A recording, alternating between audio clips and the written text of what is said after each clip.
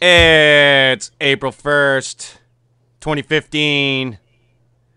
April Fool's Day, everybody. None of this shit's real anyway. Here's your Fortean Slip news.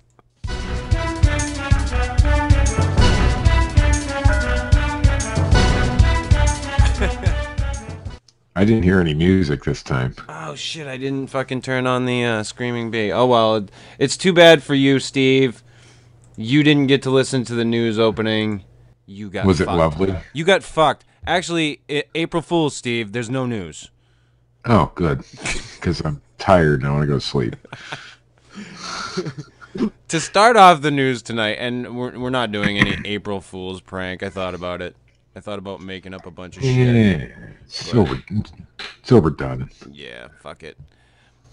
I wanted to update what we had talked about on Sunday.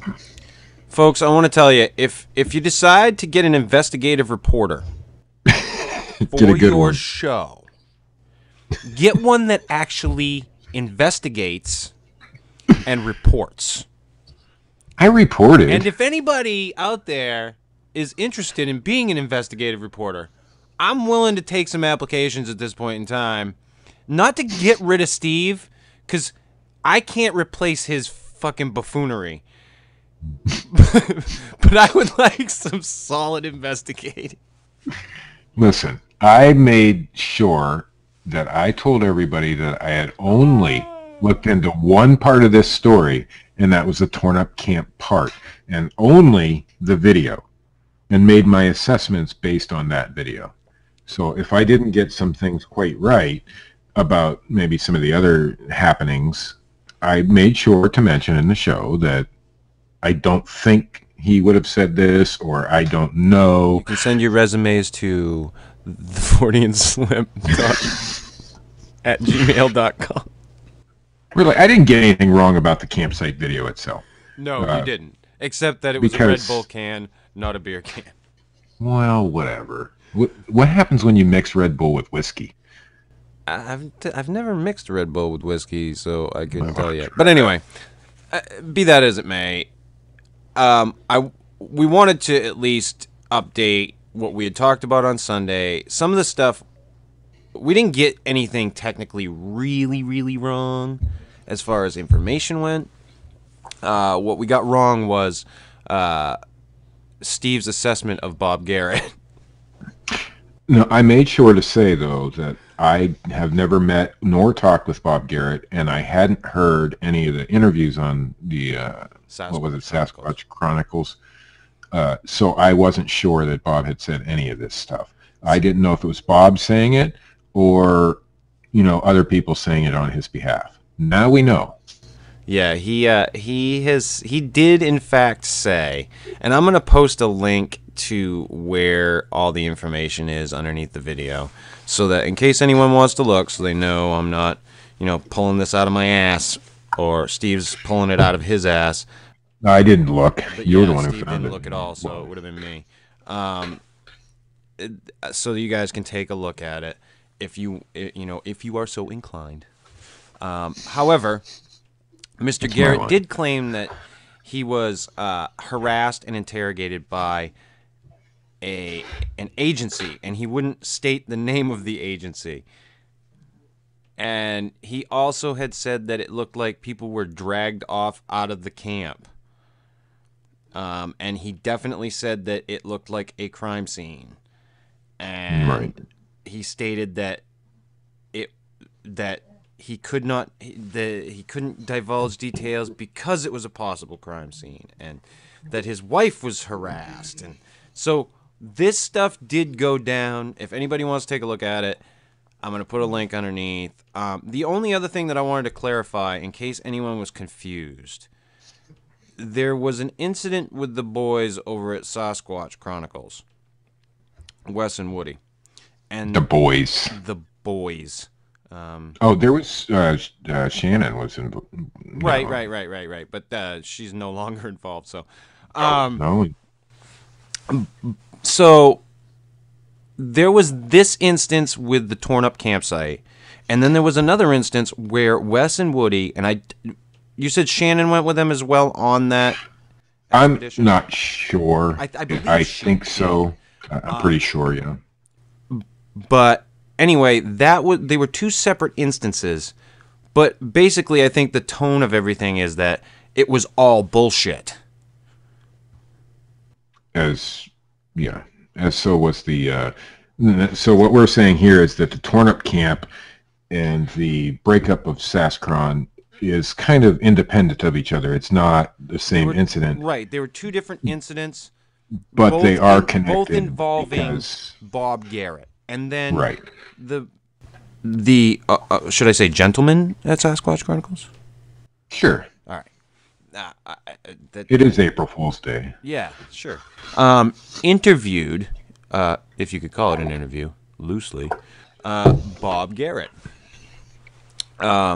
So there was this whole dynamic going on there.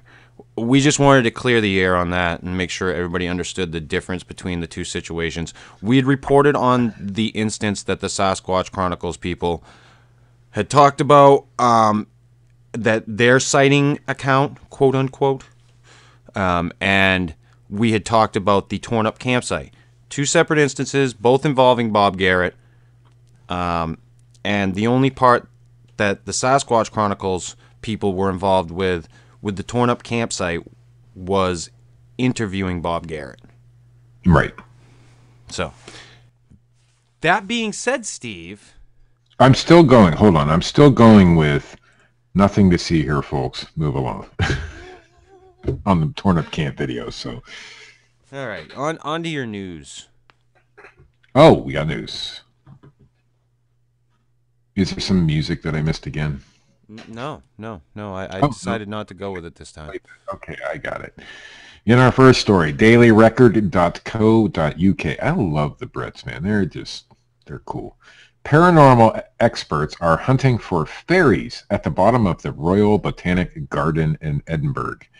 The Royal Botanic Garden is to be analyzed for signs of pixies and elves after claims that those kind of fairies. After claims that supernatural spirits live in the grounds. Paranormal experts will visit the site in Edinburgh over the next 2 weeks with sensitive equipment in an attempt to detect if there are fairies at the bottom of the garden. The move. I'm down, Steve. It's April Fool's. No, this is. I purposely picked stories that were published before April 1st because I didn't want any fake news. No, I'm just down with the fuck. I'm down with the fairies, shit. Man. Yeah. The move follows an account of elves, fauns, and even a centaur being seen by the scientist Robert Ogilvie Crombie. Imagine being able to ride a centaur. You'd be able to like talk to your mount. Cool. Yeah. He claimed to have conversations with spirits in and around the botanics and wrote about his experiences in the book, The Gentleman and the Faun. Now his theory will be tested by paranormal expert Ron Halliday and medium Gary Gray. Okay, Hal 2000. That's what you sound like right now is Hal 2000. Okay. I even know what that reference means.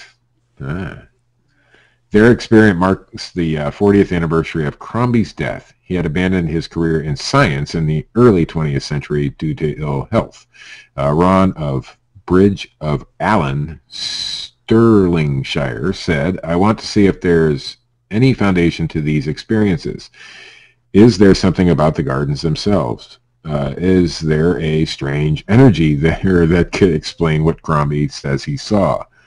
Or could he just be full of fucking bullshit?" Oh, that was my addition to the story. Steve. Crombie was well respected at the time, and he said he encountered a variety of nature spirits and had conversations with them. He even claimed he took one of them home. Why would he say such a thing? We aim to find out. Yeah. Yeah, fairies in the garden. Oh, and from latino.foxnews.com. Not just the regular Fox News, Latino Fox News. Gubernatorial. I love that word. Gubernatorial candidate. Do anything from the United States tonight, Steve? I'm not sure. I'll have to look. Okay. Yes, the next one's from the United States. Okay. Forget Roswell. Gubernatorial candidate wants Puerto Rico to have Disney World, have a Disney World for UFO fanatics. Puerto Rico's kind of America. It's pretty much America. Kind Steve. of. Right. Well, it's one of our properties, or what do you call that? They made up the chupacabra, though, Steve. That kind of drops them down a few fucking pages in my book. Hey. Popular ufologist Reinaldo Rios has announced his independent run for the governorship of Puerto Rico on a platform of making the island a world center for paranormal tourism. What I want is to create a Disney World of the infinite space we live in. Many tourists would come here and make investments, Rios said in an interview with EFE. The candidate who teaches first grade at, oh my God, he teaches school. What's that have anything to do with a school teacher can't fucking be a governor? He wants to create... What are you fucking trying to say? No, he wants to create Puerto Rico as the paranormal capital of the world. I'm sorry for these children. The candidate who teaches first grade at a school in the southern town of Yauco has won popularity on the island for his activities related to supposed sightings of apparitions, I'd like to apologize for all of our listeners. And extraterrestrials. Teachers. Steve is he's an insensitive asshole. I am. I don't think any first grade teacher should be governor of anything if they're into UFOs and paranormal stuff. I'm not saying it's bad. I'm just saying this guy sounds crazy. Oh, he's even organized a gargoyle hunt. I've been a philanthropic person and never made money out of the paranormal theme. I would make those connections for the good of the country, for Puerto Rico to become a center of paranormal tourism, Rios said. I believe in extraterrestrial life, and as human beings, we will ally ourselves with creatures of the universe to improve our educational system and really know we're not alone in the universe, Rios said. Adding that his objectives also include eradicating poverty and eliminating crime. Of course, he has to put that in there because, he's going to be the governor. Rios' name gained fame back in 1978 when he belonged to a group called Universe Station, a club for Puerto Ricans who claim to have been contacted by extraterrestrial beings.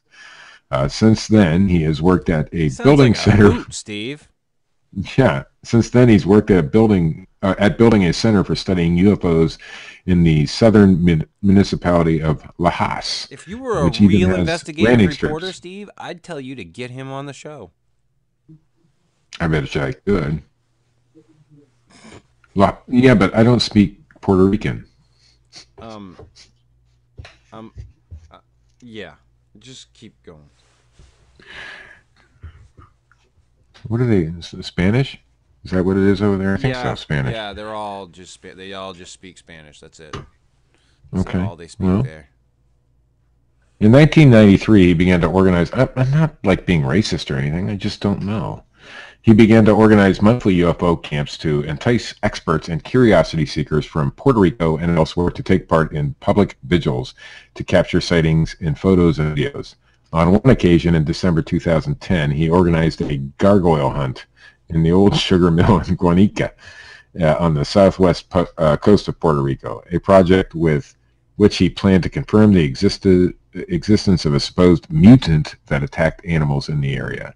I have great friendships with people in the paranormal movement who could come to invest in Puerto Rico.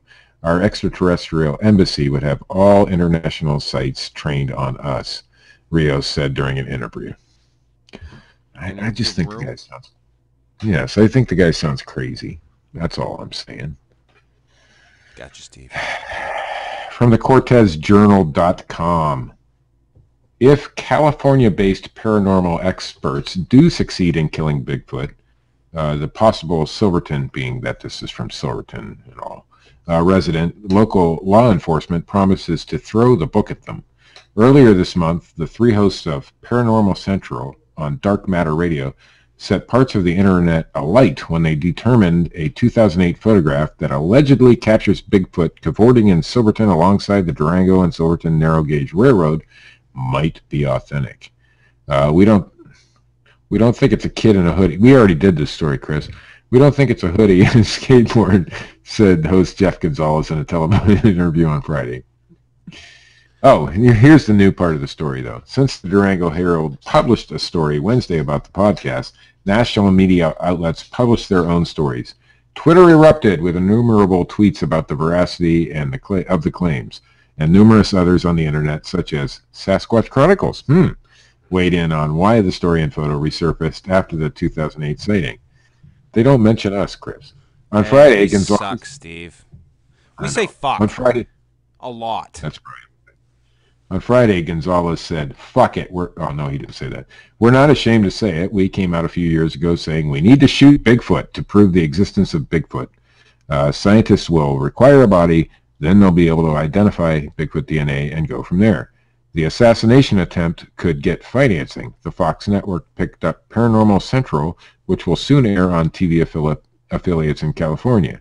Gonzalez said in the last 10 years, Bigfoot has been spotted at least 8 times in Silverton. In 2003, La Plata County resident Vi McCoy wrote a letter to the Herald claiming she saw Sasquatch while she was riding the train.